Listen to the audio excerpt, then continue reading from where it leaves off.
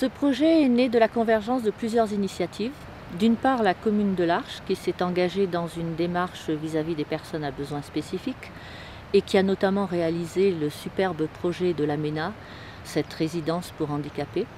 Ensuite, l'initiative de Parcs nationaux de France et de la GMF, qui, dans un cadre d'un partenariat La Nature en partage, a permis à l'ensemble des parcs nationaux de réaliser des opérations pour les handicapés.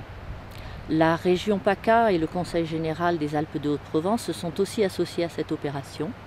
Et enfin, le parc a joué un peu le rôle de catalyseur, d'animateur, coordinateur. Et tout ça a été possible surtout grâce à la participation des associations d'handicapés qui ont vraiment amené toute leur technicité et qui nous ont permis vraiment de faire un projet en partage.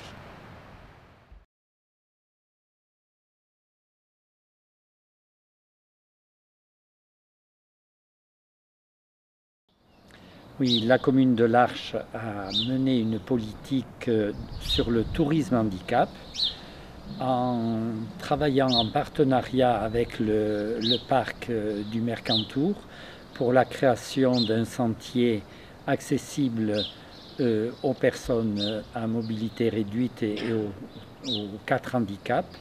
Et par la même occasion, elle a mené une politique allant vers le tourisme handicap en créant des hébergements pour pouvoir recevoir des personnes à besoins spécifiques. Tous ces aménagements résultent d'un effort de redynamisation de la commune suite au départ des services administratifs qui ont laissé sur la commune un parc immobilier relativement important. Bonjour, l'association des Paralysés de France a été sollicitée pour accompagner ce projet de gîte à l'Arche et on est venu apporter tout le conseil sur le handicap moteur au niveau des artisans et au niveau de la commune pour que ce projet sorte sur un label Tourisme Handicap. Et le label Tourisme Handicap permet de venir en vacances et séjourner avec pleine autonomie.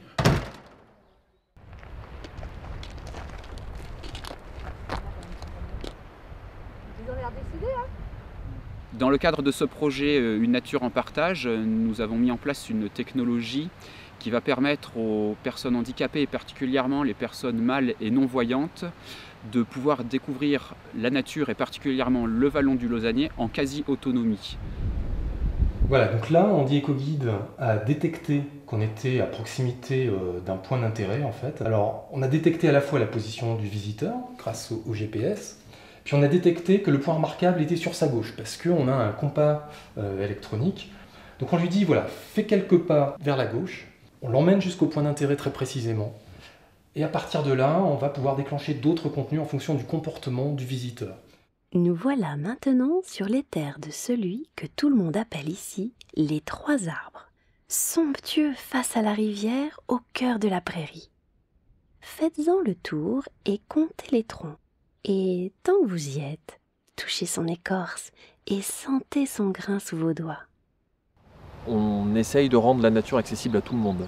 La nature est protégée dans ces endroits-là et ça nous paraît important que, y compris les personnes en situation de handicap, puissent y avoir accès. Ce sont vraiment des monuments de la nature et vraiment notre ambition et notre vocation, c'est qu'elles soient accessibles à tous et pour tous. Nous avons reprofilé le chemin du vallon du Lausannier en respectant une pente de 5% maximum pour permettre aux personnes à mobilité réduite d'accéder dans ce vallon. Non, c'est génial. Ah, puis il y a même le soleil qui sort. Et donc le chantier qu'on réalise actuellement, c'est un accès piétonnier dans le parc national du Mercantour qui devait répondre à 2 contraintes principales, permettre un accès aux handicapés moteurs, c'est-à-dire permettre le passage de fauteuils roulants et en même temps éviter tout apport d'hydrocarbures dans la réalisation de ce revêtement. Donc on s'est naturellement dirigé vers un enrobé végétal, c'est-à-dire qu'un enrobé au liant végétal type séquoia, qui est à la base de la résine de pin et de l'huile de colza, qui permet de conglomérer les agrégats qui sont des agrégats naturels, qui permet donc à la fois le passage des fauteuils roulants et qui permet de ne pas apporter d'hydrocarbures dans un décor aussi fabuleux que celui du parc du Mercantour.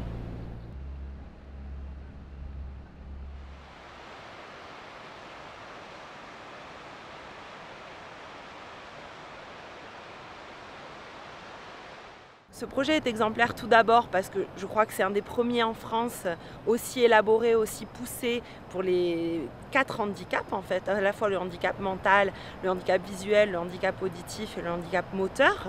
Dans une zone de montagne quand même, on est à plus de 1800 mètres. Donc rendre accessible un sentier dans un vallon où les marmottes courent entre nos pattes à des personnes qui je pense y ont rarement accès, c'est vraiment une chose exceptionnelle. Et si nous faisions une halte pour explorer un trou de marmotte?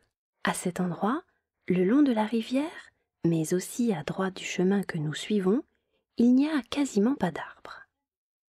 La prairie est reine et parsemée d'une multitude de trous.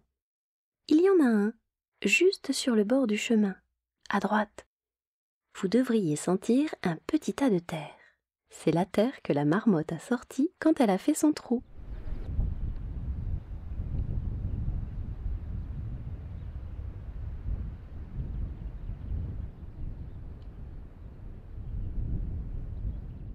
Là, ils n'ont pas fini les pieds. Ah, mais c'est peut-être pour ça. Il faut qu'ils remettent les mottes. Tout à fait. Ils retravaillent là. Bon.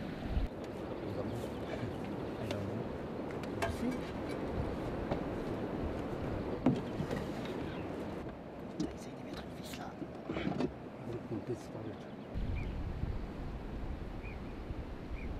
Avant de pénétrer dans cette zone protégée, dite cœur de parc, nous allons d'abord passer devant 2 panneaux en braille et en relief. Ici, vous pénétrez dans le cœur du parc national.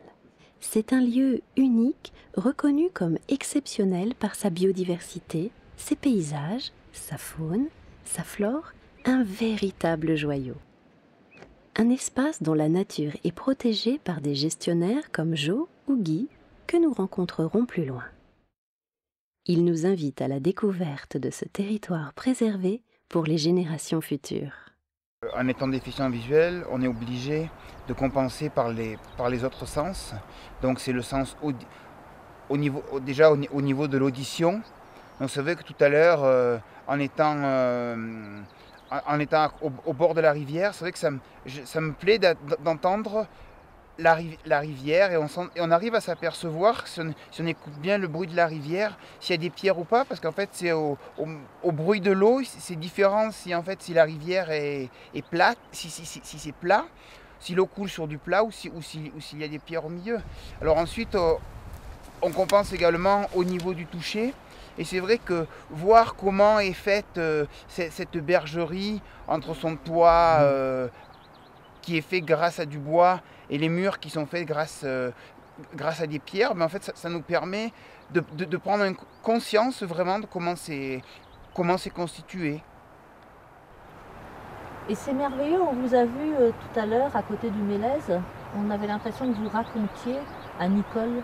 C'est un échange, c'est un partage? Oui, c'est vrai que c'est un échange. C'est vrai que bon, c'est d'abord un échange et un partage. Et c'est vrai que moi, j'aime bien tout ce qui est le contact direct avec la nature. Et c'est vrai que j'espère que ce qui se fait là, eh bien, ça va donner des idées pour d'autres parcs, pour d'autres parcours.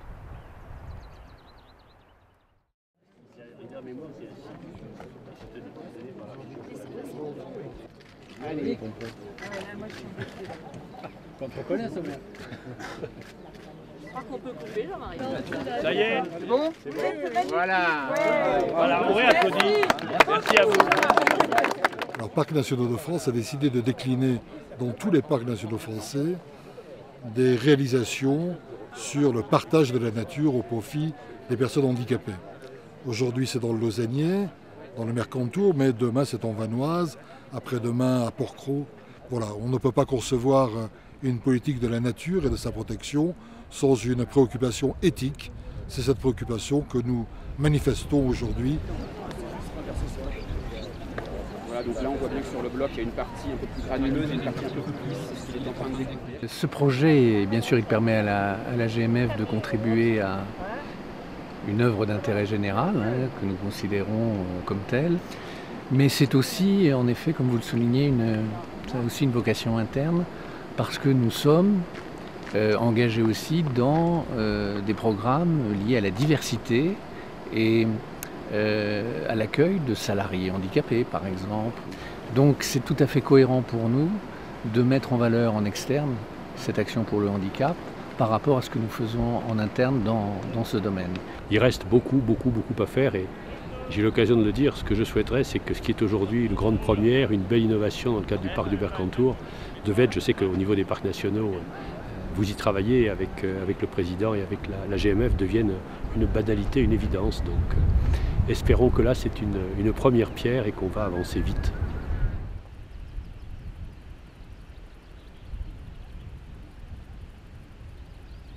Nous avons voté ce matin une charte d'accessibilité du parc et que nous conjuguons avec nos amis des Alpes-Maritimes, avec le parc italien voisin.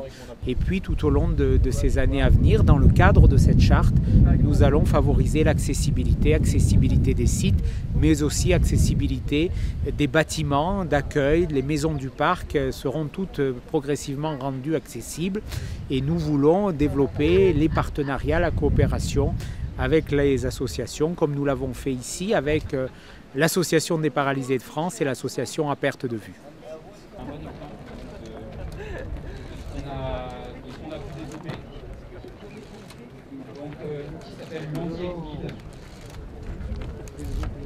On va lui offrir, par l'intermédiaire de sons audio qui sont émis sur le casque, une information adaptée à son environnement.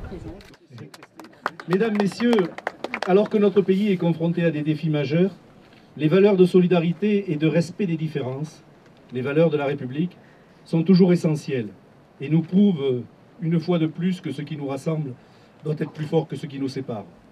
En assurant aujourd'hui une plus grande autonomie aux personnes en situation de handicap, vous faites vivre ces valeurs. À ce propos, je garde en mémoire cette phrase de Saint-Exupéry qui disait « Être homme, c'est précisément être responsable. C'est sentir en posant sa pierre que l'on contribue à bâtir le monde. » Alors peut-être, mesdames, messieurs, avons-nous contribué un peu aujourd'hui à bâtir le monde.